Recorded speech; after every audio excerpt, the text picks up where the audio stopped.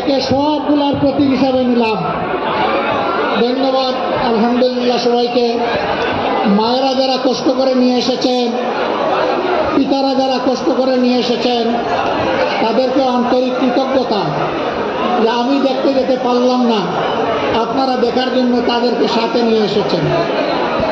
আল্লাহ তাআলার দরবারে দোয়া করি, আল্লাহ যে কাজ আমরা সমাধান করতে পারিনি এদের দ্বারা তুমি এই কাজ সমাধান করে দিও।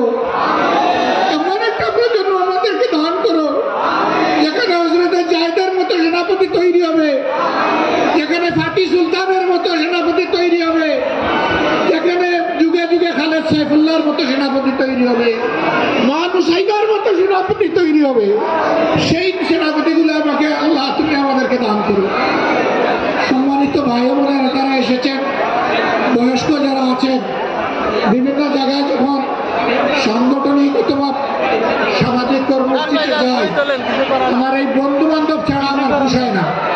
ওদেরকে ডেকে এনে পাশে বসাই, জিজ্ঞাসা করি আমার বন্ধু বান্ধব গেল কই। কালকে পঞ্চগড় থেকে আসছিলাম, হঠাৎ করে দেখি একটা হিন্দু পরিবার 4-5 জন মহিলা একসাথে যাচ্ছে, দুটি অবুঝ বাচ্চা তাদের খুঁজে। গাড়ি থামিয়ে একটু হাত বাড়িয়ে তাদেরকে একটু চকলেট দিলাম, ভয়ে আমার থেকে তারা দৌড় দিছে উল্টা দিকে। এরপরে একজনকে ডেকে বললাম যে আমার এই পরিচয়, বাচ্চাগুলোর জন্য এই চকলেট। সবাই অবাক হয়ে হা করে তাকাই আছে। রাসূল করিম সাল্লাল্লাহু আলাইহি ওয়াসাল্লাম কত ভালোবাসতেন এদেরকে।